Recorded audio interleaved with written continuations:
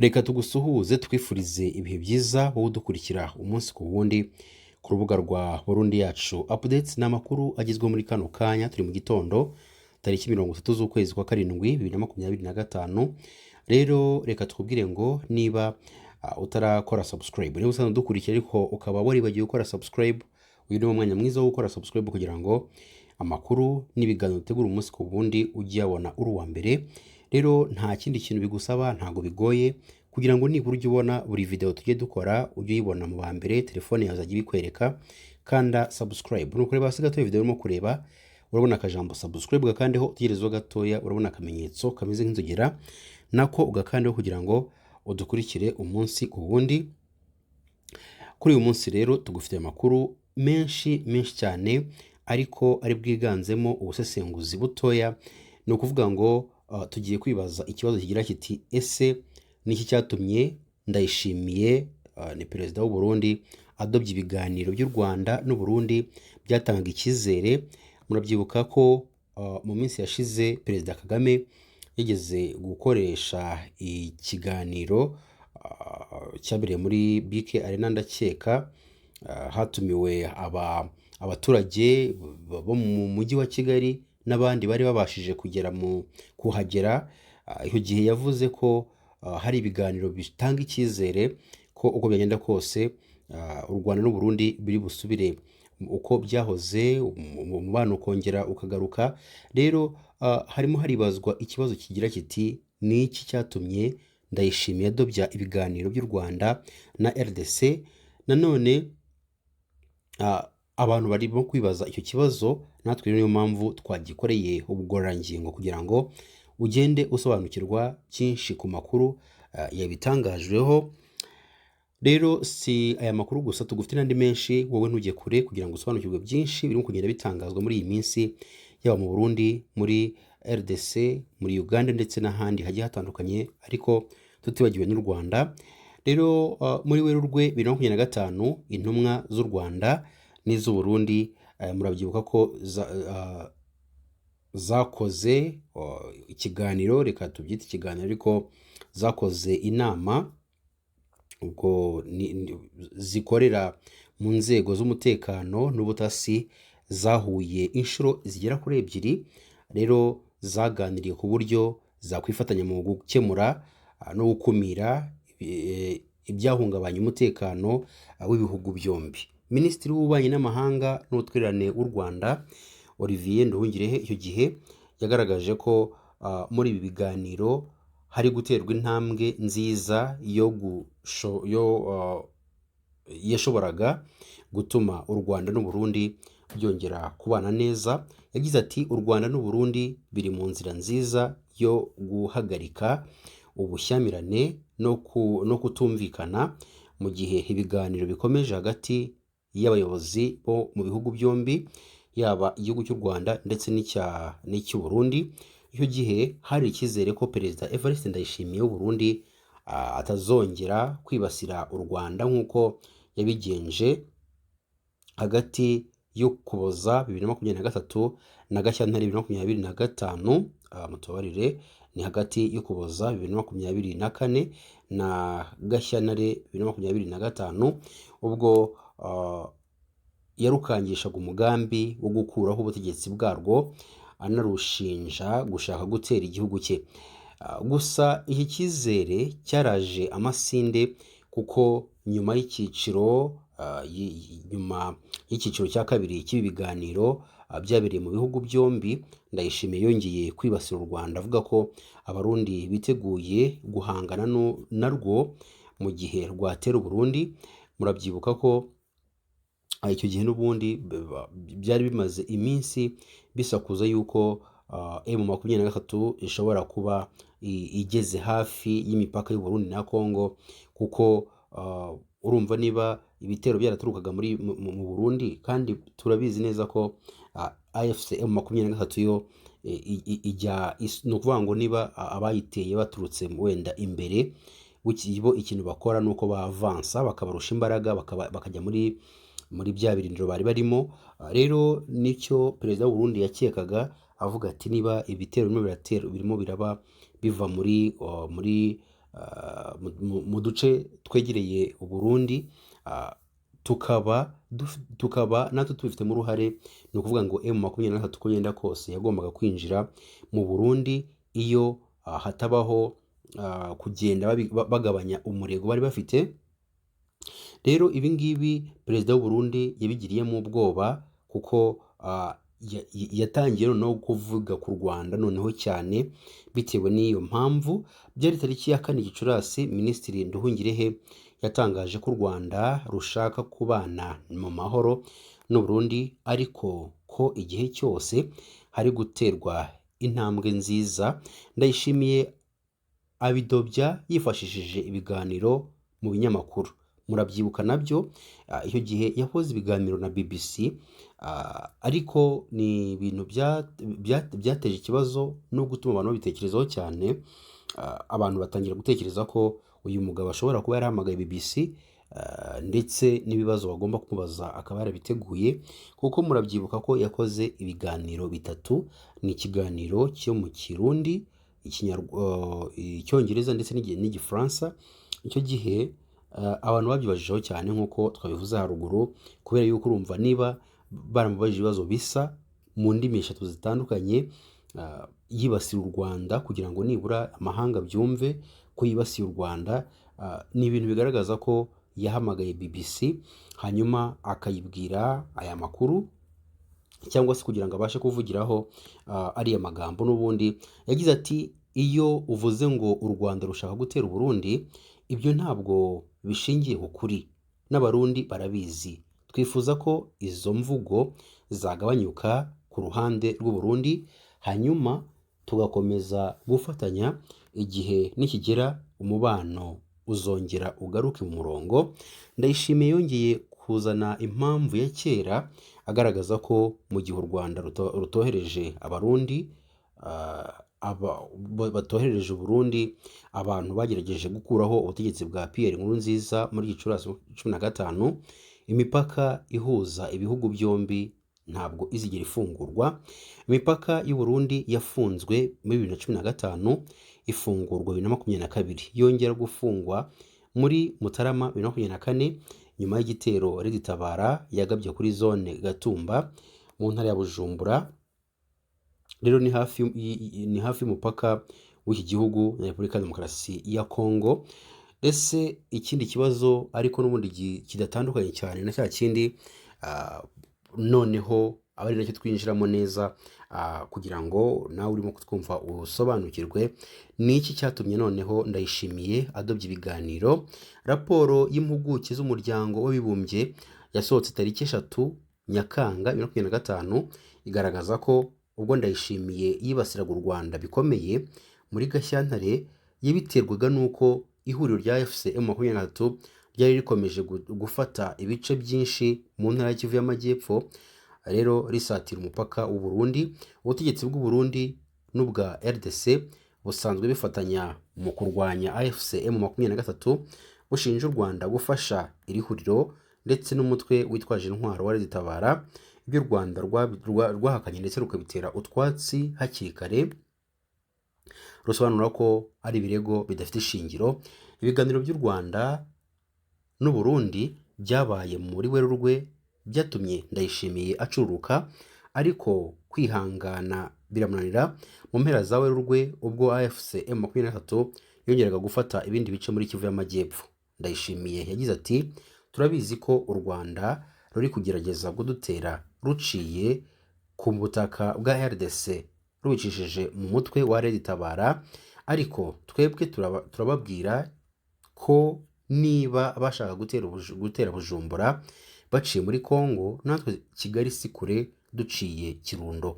Impuguke za Loni zigaragaza ko kuva mu ntangiriro za Mata 2025, nyuma y'iminsi mike Ndayishimiye yavuze aya magambo, u Burundi bwashyize ingabo ziri hagati y'ibihumbi 7,000 n'ibihumbi 9 muri Kivu y'Amajyepfo, cyane cyane ku kibaya cya Rusizi kiri ku mupaka no mu misozi miremire. Reka mutwihanganire dusa nk'abasubira inyuma ho gatoya kugira ngo tubijyanemo neza. Uburundi bwashyize ingabo ziri hagati y'ibihumbi 7,000 n'ibihumbi 9 muri Kivu y'Amajyepfo, cyane cyane ku kibaya cya Rusizi kiri ku mupaka no mu misozi miremire hafi ya Minembwe muri teritwari ya Fizi, kugira ngo zikumire AFC M23. Izi ngabo zikorana bya hafi cyangwa se bihoraho na RDC, imitwe ya Wazalendo ishyigikiwe n'ubutegetsi bwa Kinshasa, ndetse n'umutwe w'iterabwoba wa FDLR urwanya leta y'u Rwanda. Mu yandi makuru, Minisitiri w'Ububanyi n'Amahanga n'Ubutwererane Ambasaderi Olivier Nduhungirehe yatangaje ko ubwirinzi bw'u Rwanda buri hafi y'umupaka uruhuza na Repubulika ya Demokarasi ya Kongo buzahoraho igihe cyose ikibazo cy'umutekano gitezwa n'umutwe w'iterabwoba wa FDLR kitarafatirwa umwanzuro ufatika.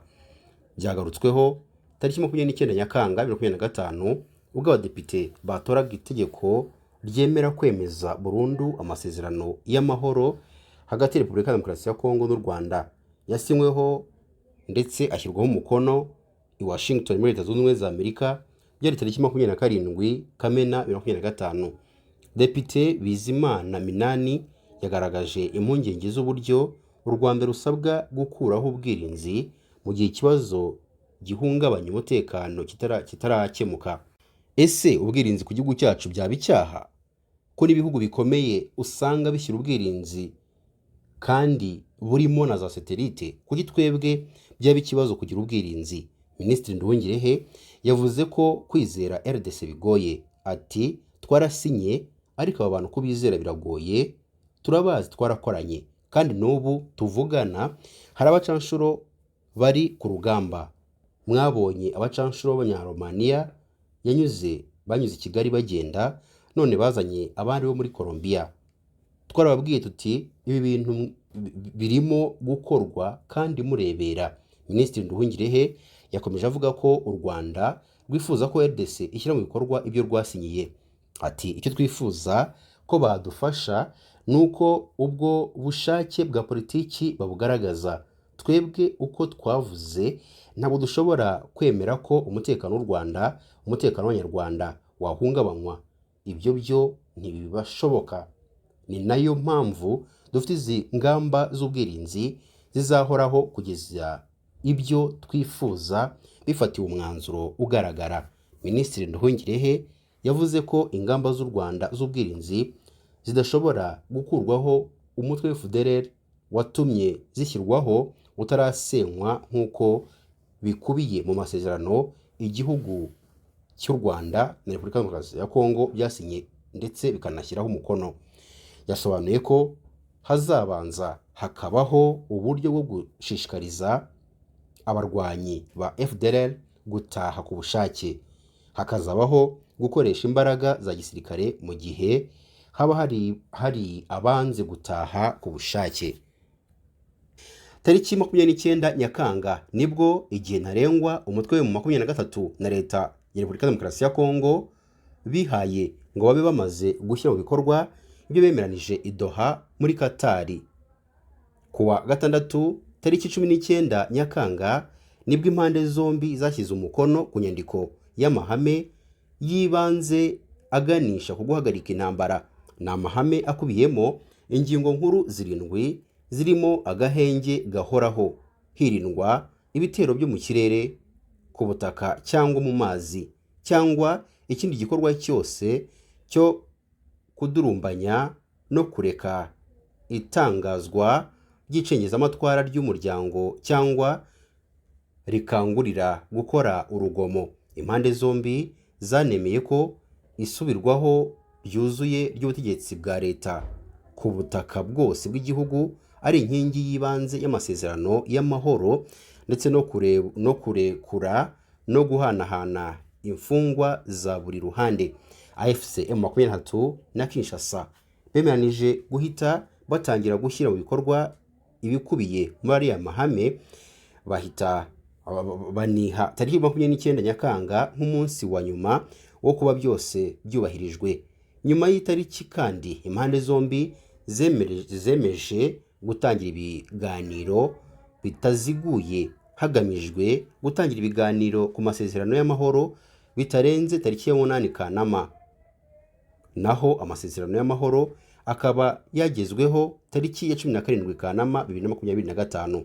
Nyirantarengwa yageze nta kintu gifatika kirakorwa. Nyuma y'iminsi 10 Kinshasa na FCM23 basinye amasezerano yibanze aganisha ku guhagarika intambara bamazemo imyaka irenga 3. Kugeza ubu nta gifatika impande zombi zagezeho. Mu minsi 10 ahanini yaranzwe no guterana amagambo mu itangazamakuru kubera kutajya imbizi kubyumvikanyweho i Doha muri Katari. Nk'ingingo yerekeye isubizwaho ryuzuye ry'ubutegetsi bwa leta ku butaka bwose bw'igihugu, Kinshasa ayisobanurira avuga ko AFC/M23 igomba kuva mu bice byose igenzura bikongera bikagenzurwa n'ingabo za FARDC naho polisi ya RDC na polisi ya RDC ibyo uruhande rw'inyeshyamba rudakozwa na gato. Umunyamabanga uhoraho wa AFC/M23 Benjamin Monima mu kiganiro aheruka kugirana n'itangazamakuru yavuze ko AFC/M23 ari igomba gusubizaho ubutegetsi bwa leta kandi ikabikora muri RDC hose. Ibyo yagaragaje ko uruhande rwabo rwatangiye kubahiriza. Indi ngingo kugeza ubu itarubahirizwa nijyanye no kurekura imfungwa. AFC/M23 ivuga ko hari imfungwa zayo zererwa muri 700 Kinshasa ifunze ndetse iheruka guteguza ko itazasubira mu biganiro by'Idoha kugeza igihe zirekuriwe. Uyu mutwe mu ruhande rwayo avuga ko iyi ngingo nayo yamaze gushyirwa mu bikorwa kuko hari abasirikare bahoze barwana ku ruhande rwa leta barenga 12,000 bari barafatiwe Goma bamaze kurekurwa. Aba barimo abacanshuro b'Abanyaromania barenga 3,000, abasirikare ba SADC barenga 8,000 n'aba FARDC barenga 1,400. Ikindi impande zombi zananiwe no gushyiraho komisiyo zihuriweho na CICR, komite mpuzamahanga ya Croix Rouge yari kuzifasha guhanahana imfungwa. Hagati aho mu minsi 10 ishize hanagiye humvikana imirwano itandukanye yagiye ihuza AFC/M23 n'imitwe y'abazarendo irwana ku ruhande rwa leta. Ni imirwano yasize M23 yigaruriye uduce dushya tumwe na tumwe by'umwihariko utwo muri teritwari ya Masisi. Kuri uyu munsi rero umutwe wa M23 ukomeje kurwanira n'ihuriro ry'ingabo za leta ya Repubulika ya Demokarasi ya Kongo muri Masisi. Ku wa mbere bigaruriye uduce dushya two muri teritwari ya Masisi iri mu zigize intara ya Kivu y'Amajyaruguru. No duce turimo Akangururu na Ndete twombi two muri groupement ya Nyamaboko ya mbere. Utu duce twombi uriya mutwe watwigaruriye nyuma yo gutwirukanamo abarwanyi bafite imitwe cyangwa se baba mu mitwe ya wazarendo imaze igihe irwana ku ruhande rw'ingabo za leta mu mirwano yabaye ku mugoroba wo kuwa mbere tariki 28 Nyakanga. Amakuru aturuka muri Masisi avuga ko ingabo za FARDC, ingabo za AFC/M23 zagabye ibitero muri turiya duce twombi wazarendo zari zahungiyemo nyuma yo kwirukanwa mu kandi gace ka Murema kagenzurwa na M23 kuva mu mpera z'icyumweru gishize. Muri Masisi hakomeje kubera imirwano mu gihe hashize iminsi 10 AFC/M23 na leta ya RDC basinya amahame yibanze aganisha ku guhagarika intambara. Uyu mutwe ukomeje kurwana n'ihuriro ry'ingabo za leta mu gihe kuri uyu wa kabiri ari wo munsi ntarengwa wo Kinshasa bemeranije kuba bamaze kubahiriza ibyo bemeranije i Doha birimo no gutanga gahenge gahoraho.